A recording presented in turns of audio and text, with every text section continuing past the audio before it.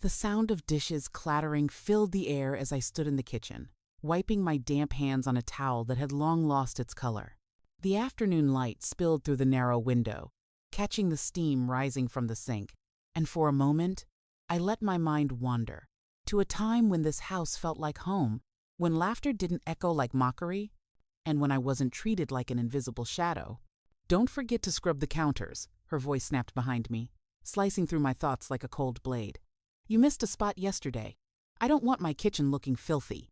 I turned slightly. She stood there, Clara, my daughter-in-law. Perfect hair, perfect nails, and a perfectly condescending smirk that always made me feel like I was intruding in my own home. "Yes, Clara," I replied softly, keeping my voice steady, my hand still moving across the counter. She crossed her arms. "You don't have to pretend to be polite. You're just the maid here anyway." Her words stung, even though I had learned to expect them. The maid. That was what I had become to her, in this house that my late husband and I had built with our own hands, in the same kitchen where I had cooked for my son when he was just a boy. My son Ethan walked in just then, loosening his tie after a long day. "Hey, Mom," he said warmly, brushing a kiss on my cheek before turning to Clara. "You okay?" Clara smiled sweetly, a performance only he ever seemed to buy. "Of course, darling. Just making sure your mother doesn't overwork herself." Overwork myself? If only he knew how those words twisted inside me. But Ethan was blind in love, or perhaps too tired to notice the silent war that brewed under his roof every single day. After dinner, as the couple retreated upstairs, I sat at the table alone, listening to the quiet hum of the refrigerator. The house felt foreign now. The walls once held family portraits. Now they displayed abstract art Clara had chosen, cold and expensive, much like her personality. I sipped my tea, watching the reflection of the chandelier in the cup. A thought crossed my mind, one I had ignored for months. Maybe it was time she learned who really owned this place. But I wasn't ready, not yet. The next morning, I woke early, as always. The house still slept while I prepared breakfast, eggs, toast, and Ethan's favorite black coffee. The aroma drifted upstairs. Moments later, Clara appeared, wrapped in a silk robe. "Did you iron my dress?" she asked flatly, scrolling through her phone. "I didn't know you wanted it ironed," I replied. Her eyes lifted slowly, locking onto mine with that same venomous chill. "You live here rent-free. The least you can do is act useful. Rent-free! If only she knew." I wanted to laugh, but instead, I smiled faintly and said, "Of course, Clara." When Ethan joined us, she was sweetness again, laughing, touching his arm, playing the doting wife. I quietly placed his coffee on the table and turned away before the ache in my chest could deepen. That night, as I lay in bed, I heard them arguing. Her voice was sharp, his weary. Something about money, bills, responsibilities. Ethan had always been a good man, but I could tell Clara's thirst for status was draining him. Expensive vacations, designer clothes, endless remodeling. And though he never said it aloud, I could feel his guilt for having me here. The next morning, the doorbell rang. A courier. A thick envelope addressed to Mrs. Margaret Ellis. My name. Clara took it before I could reach the door. "Who's this from?" she asked. "Just some bank papers," I said casually, taking it from her hand. Her suspicion flickered for a moment, but she shrugged. "As long as you're not causing trouble." I smiled quietly and walked to my room. Inside the envelope was a renewal document, proof that the house deed, every inch of this property, was still in my name. For a moment, I just stared at the papers. I had kept this secret for years, letting Ethan and Clara think they owned it because it made them happy. But happiness built on arrogance never lasts. That evening, Clara threw a small dinner for her friends. Loud, shallow laughter filling the air as they sipped wine and talked about handbags. I stayed mostly in the kitchen, serving plates. At one point, I overheard one of her friends whisper, "Who's that? The maid?" Clara chuckled softly. "Oh, just my mother-in-law. She likes to keep herself busy." A ripple of laughter followed, and something inside me broke, Not from pain, but from awakening. I looked at her, beautiful, smug, self-assured, and realized that tomorrow she would learn the truth. And when she did, it wouldn't be loud. It would be calm, polite, and unforgettable. That night, I placed the deed on the dining table and went to sleep. Tomorrow would be different. Morning sunlight crept through the blinds as I made my way to the kitchen. My steps were steady, but my heart raced, not from fear, but from resolve. For the first time in months, I felt something powerful stirring inside me. Dignity. Clara was already awake, sitting at the table with her coffee. Her hair was perfectly styled, her lips painted a cruel shade of confidence. When her eyes met mine, they flicked the papers lying on the table. "What's that?" she asked, suspicion curling around every word. "Oh, those?" I said, pretending to be casual as I poured myself tea. "Just some old documents I found while cleaning." She reached out, snatching them before I could stop her. Her eyes scanned the page, and slowly, beautifully, her face began to lose color. This is the house deed," she stammered. "In your name?" "Yes," I replied gently, stirring my tea. "It's been mine since your husband was 5.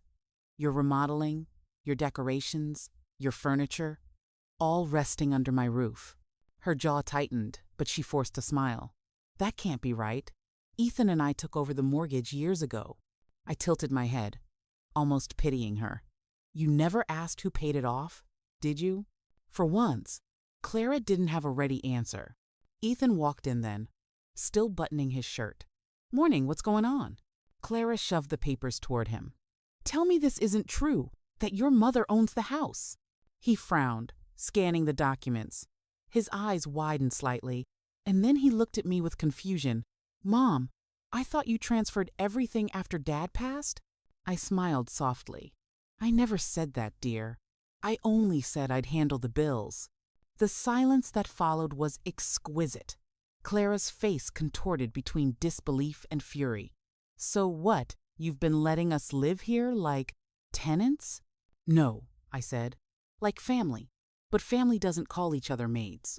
Her lips parted, but no words came out. The air in the room had changed. Heavy, electric, undeniable. Ethan tried to step in, rubbing the back of his neck. "Look, this doesn't change anything, right? We're all—" "Oh, it changes everything," Clara snapped. "We've been making decisions in this house as if it were ours. Remodeling, hosting, spending thousands." "Yes," I interrupted calmly, "on a home that doesn't belong to you." Clara turned on her heels, storming toward the stairs. "This is ridiculous. You can't just spring this on us like some power game." I followed her slowly, my voice quiet but firm. "I didn't make it a game, Clara. You did. The day you looked me in the eye and said I was just the maid." She froze. Her hand trembled on the stair railing. For a moment, she looked smaller, fragile even, like a child caught in her own lie. Later that day, the tension hung thick in the house. Ethan tried to keep peace, but Clara was cold, pacing the living room like a trapped cat. When her friends called, she declined every invitation. By evening, she couldn't stand it anymore. She stormed into the kitchen, where I was peeling potatoes for dinner. "You think this makes you superior?" she hissed. "You think owning a house gives you power over me?" I didn't look up. "No, Clara. Respect gives power. You lost that long before today." Her voice cracked, trembling between rage and humiliation. "You've been waiting for this, haven't you? To humiliate me in front of Ethan, to take control back." I turned to face her then, calm, steady. "No, I've been waiting for you to remember kindness. But since you couldn't, I had to remind you where you stand." Her eyes glistened. Whether it was anger or shame, I couldn't tell. Dinner was quiet that night. Ethan tried to act normal, talking about work, pretending nothing had changed. But everything had. Clara barely ate. She kept glancing at me, at the papers still sitting on the counter, like a ghost haunting her pride. When I retired to my room, I heard muffled voices behind their door. Clara's sharp tone, Ethan's frustration. "You knew, didn't you? You let her stay here out of pity. Clara, please, lower your voice." "No." She's playing you, Ethan. She's playing us both. Their argument lasted late into the night. I didn't feel victorious, only free. The truth had done what I couldn't, revealed her cruelty under the bright light of reality. A few days passed. Clara avoided me, moving around the house like a restless ghost. But one morning, she knocked on my door. "Can we talk?" she said softly. I gestured for her to come in. She sat on the edge of the chair, fingers twisting nervously. I didn't know the house was yours. I guess I said some things I shouldn't have. It was an apology, though one wrapped in pride. I nodded. We all say things we regret. What matters is whether we mean the apology. She swallowed hard. "I'm sorry." I studied her face. Young, tired, still learning. "Thank you, Clara." For a brief moment, peace returned. But it was fragile, and I knew it. People like Clara don't change overnight. Sure enough, a week later, the calm cracked. I overheard her on the phone, whispering to a friend. "She's milking it, you know. Acting like some saint just because she owns the house. If Ethan had any sense, he'd make her move out." And there it was, the truth again, spoken in poison. That night, I decided. Enough was enough. If she truly wanted to see what power looked like, she would. Tomorrow, she would wake up to a letter. One that would decide who really stayed and who left. The morning air was crisp when I placed the envelope on the kitchen counter. I didn't need to sign it dramatically or announce my intentions. Some truths are best discovered in silence, the kind that makes people listen harder. I went about my usual routine, making tea, watering the small plants by the window, folding the laundry Clara never bothered with. The house was peaceful, deceptively so, but I knew the storm was coming. It arrived at exactly 8:07 a.m. Clara's voice sliced through the quiet like glass breaking. "What the hell is this?" she screamed, waving the letter in the air. Ethan came running, half dressed for work, his tie dangling loosely around his neck. "What's going on?" She thrust the paper at him, trembling with fury. "Read it! Read what your mother just did!" Ethan's eyes flicked over the page, his face shifting from confusion to disbelief. He looked at me, searching for an explanation. "It's a formal notice," I said, calmly sipping my tea. "A 30-day move-out request. I'm selling the house." You're what?" he stammered. I smiled faintly. "Selling it. I've lived here long enough to see it turn into something unrecognizable. I think it's time I start over." Clara's face turned crimson. "You can't do this. Where are we supposed to go?" I shrugged. "I believe you once said you didn't need me, that I was just the maid. Well, maids don't own the house they work in, but I do, and I've decided to move on." Ethan stepped forward, trying to calm me. "Mom, please, you don't have to do this. Let's just talk." I looked at him, my tone soft but firm. "No, Ethan. You had plenty of chances to talk. You chose silence while your wife disrespected me under your roof. Now, I choose peace." Clara scoffed bitterly. "Peace? You're throwing us out. How's that peace?" I stood, meeting her eyes without flinching. "It's peace for me, and maybe someday, a lesson for you." For the next few days, tension flooded every corner of the house. Clara packed things angrily, slamming drawers and muttering curses under her breath. Ethan spent most of his time at work, avoiding confrontation. I didn't blame him. He'd never been good at facing uncomfortable truths. But truth has a way of following you, no matter how far you run. One afternoon, a real estate agent came by. A kind woman named Marissa, cheerful and efficient.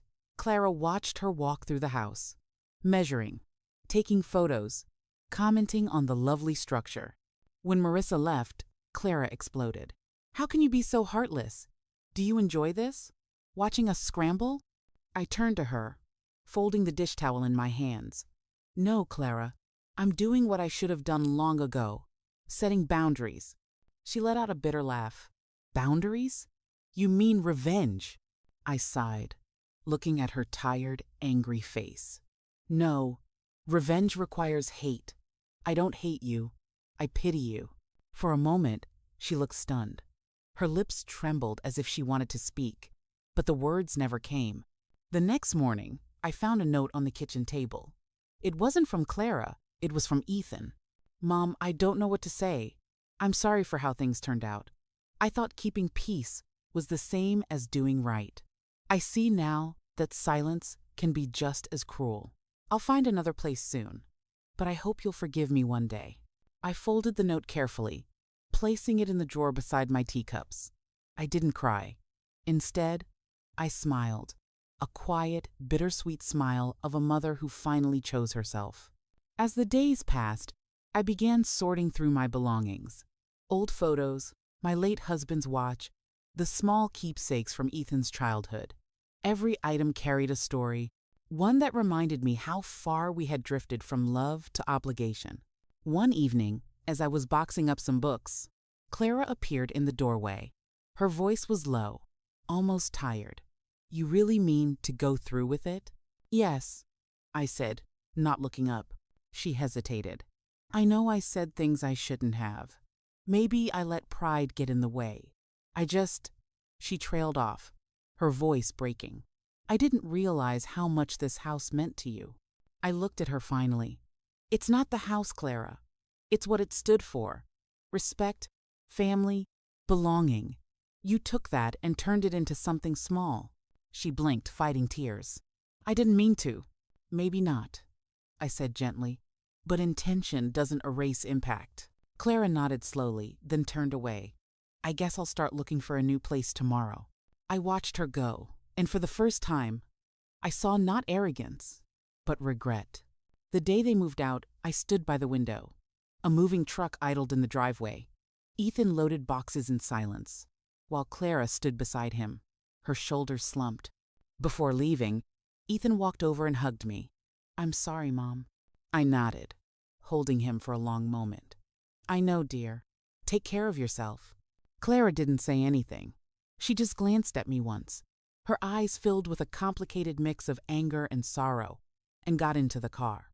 When the truck pulled away, the house felt still. For the first time in years, silence didn't feel oppressive. It felt peaceful. That evening, I sat in my favorite chair, a cup of tea warming my hands. The air smelled of freedom and a little bit of finality. Marissa called the next day. You've got an offer, Mrs. Alden. A good one. Are you ready to sell? I looked around the house. The memories, the echoes of laughter, even the scars of arguments past. Yes, I said softly. It's time. When I hung up, I whispered to the empty room, Goodbye, old friend. And for the first time in a long while, I didn't feel like someone's maid. I felt like a woman who had finally remembered her worth. 2 weeks later, the for sale sign stood firmly in the front yard, glinting in the late afternoon Sunday. Neighbors whispered, curious about why the Alden home, a place known for Sunday dinners and blooming gardenias, was suddenly up for sale. I didn't bother explaining. Some stories were best left to silence and time. The house began to empty slowly, like a heart learning to beat differently. I donated Ethan's old toys, gave the neighborhood children a few of my plants, and kept only what truly mattered, the items that carried warmth, not weight. But even as I prepared to leave, I couldn't escape the flicker of doubt that sometimes crept in at night. I would wake up in my quiet room, wondering if I had been too harsh, if maybe, beneath Clara's arrogance, there was a woman desperate to be seen. I brushed the thought away. Compassion doesn't mean you have to stay where you're disrespected. Still, when the phone rang one rainy afternoon, my hands trembled slightly as I answered. It was Ethan. Mom, he said softly, we found a small apartment. It's not much, but it's something. I wanted to say thank you. For what? I asked. For teaching me something I should have learned years ago. That respect isn't about avoiding conflict. It's about standing up for what's right. A lump formed in my throat. I'm proud of you, Ethan. He hesitated before adding, Clara wanted to say something too. There was a pause. Then Clara's voice came on, cautious, quiet. Mrs. Alden, I just wanted to say, I was wrong about everything. You didn't deserve how I treated you. I thought I was protecting my marriage, but really, I was just protecting my ego. For a moment, I said nothing. The sound of the rain filled the space between us. Finally, I said, "Clara, I appreciate your honesty. That means more than you think. I hope you can forgive me someday," she whispered. I smiled faintly, though she couldn't see it. Someday starts today. When I hung up, I felt lighter, not because I wanted them back, but because closure had arrived in the form of humility. The next day, Marissa brought the final paperwork. I signed everything slowly, savoring the finality of each pen stroke. "Congratulations," she said, shaking my hand. "You're officially free." "Free," I repeated softly. The word felt foreign and beautiful on my tongue. I spent my last evening in the house, walking through each room one final time. The kitchen, where I'd made countless breakfasts. The hallway where Ethan used to run as a child. The guest room that had become Clara's kingdom of complaints. Every space held a story, but none of them owned me anymore. When I reached the front door, I turned around. "Thank you," I whispered to the walls, the floors, the memories, "for everything you taught me, even the hard parts." I locked the door, placed the key gently on the counter for the new owners, and walked out.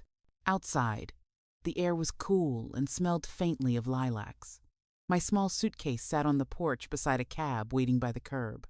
As I got in, the driver, a cheerful woman named Rosa, smiled at me through the rearview mirror. "Big move?" she asked. "Biggest one yet?" I said with a small laugh. "Starting over, huh?" I nodded. Starting right this time. We drove off slowly, the house shrinking behind me until it was just another shape in the rearview mirror. One chapter closing quietly, gracefully. A few months passed, and I settled into a cozy apartment in a quieter town by the sea. It was small but warm, with lace curtains and a balcony that caught the morning sunday. I spent my days reading, tending to flowers, and walking along the beach. I even made friends with the lady next door, Margaret, a retired teacher with a laugh that could chase away any gloom. One evening, as the sun dipped below the horizon, I received a letter. No return address, just my name, written neatly across the envelope. Inside was a short note and a photo. Ethan, Clara, and their newborn daughter. In the photo, Clara held the baby close, her smile soft and genuine, so unlike the woman I once knew. The note read, "Mom, meet Lily. We named her after Dad's favorite flower. Clara wanted you to know she makes your soup recipe every Sunday now. We'd love for you to visit soon." Tears welled up in my eyes. I placed the photo on my bedside table, beside the small ceramic bird that Ethan had made for me in 3rd grade. Life had a strange way of circling back, not to where you began, but to where you were meant to be. Weeks later, I decided to visit. When I arrived at their modest home, Clara greeted me at the door with a nervous smile. "Welcome," she said quietly. The smell of stew filled the house. "It smells familiar," I said. "It's your recipe," she replied almost shyly. "The one you used to make on Sundays." Ethan appeared with the baby in his arms. "She's missed her grandma," he said softly. I took Lily in my arms, so small, so warm, so pure, and felt something inside me melt completely. As I sat there, surrounded by the gentle hum of family, I realized that forgiveness doesn't erase what happened. It just makes room for something better to grow. That night, as we shared dinner together, Clara raised her glass awkwardly. "To new beginnings," she said. I smiled. "And to lessons learned." The clinking of glasses filled the air, followed by laughter, genuine, not forced. It wasn't the same as before. It was better, real. And in that moment, I understood something that took me a lifetime to learn. Sometimes, the people who break your heart are the same ones who help rebuild it, if you're brave enough to let them try. Months slipped by like gentle tides, and my life found a new rhythm. The bitterness that once clung to me had dissolved into quiet peace, the kind that doesn't shout but hums softly inside the heart. Every morning, I brewed my tea and watched the sunrise from my balcony. The golden light stretched across the sea, painting everything in warmth. It reminded me that healing, much like dawn, comes not with noise but with patience. One morning, as I was watering the small row of daisies outside, My neighbor Margaret called from her porch. "Eleanor, dear, there's a package for you." I walked over curious. It was a beautifully wrapped box with a handwritten tag, "From the three of us, with love." Inside was a framed photo, all of us together. Ethan, Clara, baby Lily, and me, sitting around the dinner table, smiling. Beneath it, a small engraved plaque read, "Family isn't about where you live. It's about how you love." I couldn't help but cry, not from sadness, but from the sweet realization that life had quietly mended what pride once broke. A week later, they came to visit. Lily had grown chubby and curious, reaching for everything within sight. Clara was glowing, more grounded and humble. Ethan, as always, looked at me with that childlike love I thought I'd lost forever. We spent the afternoon together by the beach. Clara helped me pack sandwiches. Ethan carried the picnic basket, and Lily chased the waves with tiny, stumbling feet. At one point, Clara turned to me and said softly, "I never told you this, but after you sold the house, I couldn't sleep for weeks. I kept seeing your face when you walked away. It haunted me." I looked at her gently. "Sometimes guilt is the soul's way of asking for grace." She nodded. "I just want you to know, I learned from you about dignity, boundaries, and love that doesn't need control." I smiled, and I learned that sometimes walking away isn't punishment. It's the only way to be heard. The waves lapped quietly against the shore. Lily squealed with joy as a seagull swooped low, and Ethan laughed, a sound I hadn't heard in years, full and free. In that laughter, I found peace. As the sun began to set, Clara took a deep breath. "You know," she said, "we've been talking about buying a small place again.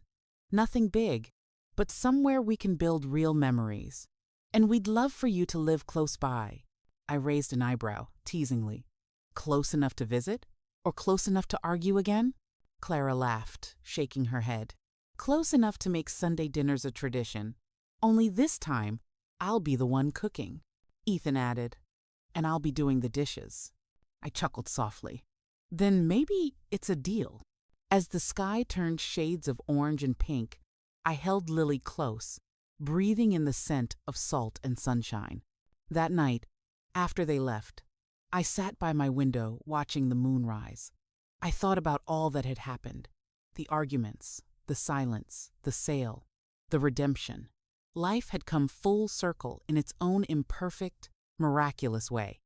I realized that the greatest revenge isn't anger or triumph, it's peace. True, quiet, unstoppable peace.